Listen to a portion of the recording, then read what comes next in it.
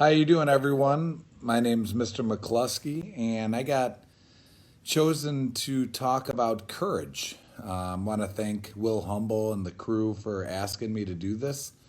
I'm very grateful for all the students at Lombard West and the teachers that make this place such a special place.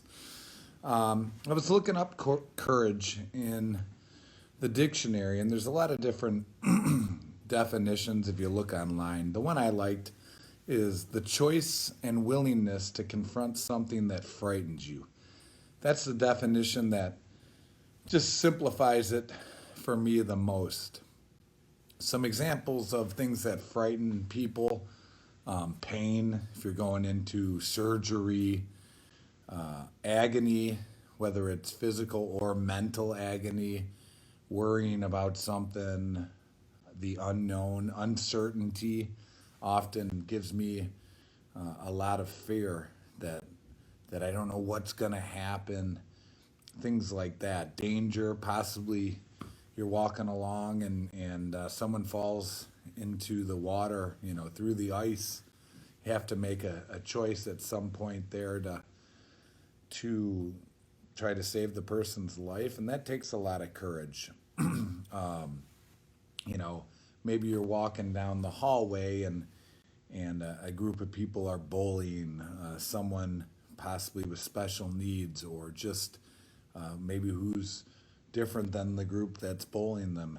You can look the other way or you can make a choice. So I really like courage, that it's the beginning of that definition. It's the choice and willingness.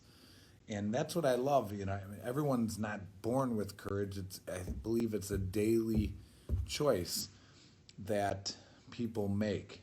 And, you know, I don't think anyone does it 100%, but if you can just stay at one day at a time and make that choice to find that courage and the willingness to do the right thing, even though it's uncomfortable, I believe that's courage. I'd like to give you just some examples in my life that meant a lot to me. I believe I get a lot of inspiration from courageous people. So just wanted to start off with my dad. And my dad was the first person in his family to go to college. He went to Loris College in Dubuque. All his aunts and uncles and his parents never had gone to college. They were all railroad workers. That's what you did. You grew up in Franklin Park or Melrose Park, and you worked on the railroad. And it took a lot of courage for my dad to break that mold and go to college, even though he was offered a good, high paying job right out of high school.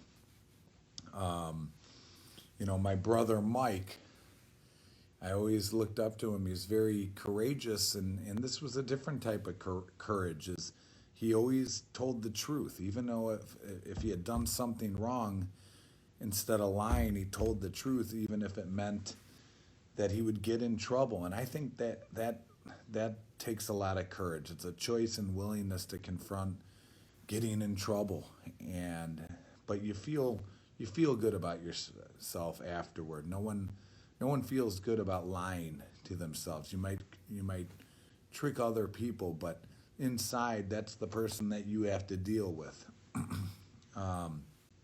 My little sister, her senior year in college, got diagnosed with Hodgkin's disease, cancer, and that took a lot of courage to dig deep and go through her senior year, when she's supposed to be, really enjoying it and going off to get a job or her career. She's dealt with that she has to do chemotherapy and radiation and things like that. And I just looked at, very courageous young lady.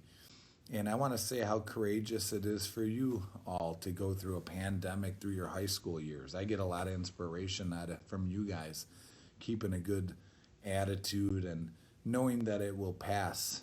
Um, you know, Probably one of the most courageous things that I've done is after college, I decided I could have gotten a job right away, but I decided to join the United States Peace Corps, and I lived over in South Africa for 2.5 years in a rural village. They didn't speak English, and And I had to face a lot of my fears of the unknown, and I don't know what people are saying, and this and that. And I looked different. I was the only white person in the village, and and that really taught me a lot about life, that things are going to be okay if I just take it one day at a time, ask for strength and courage,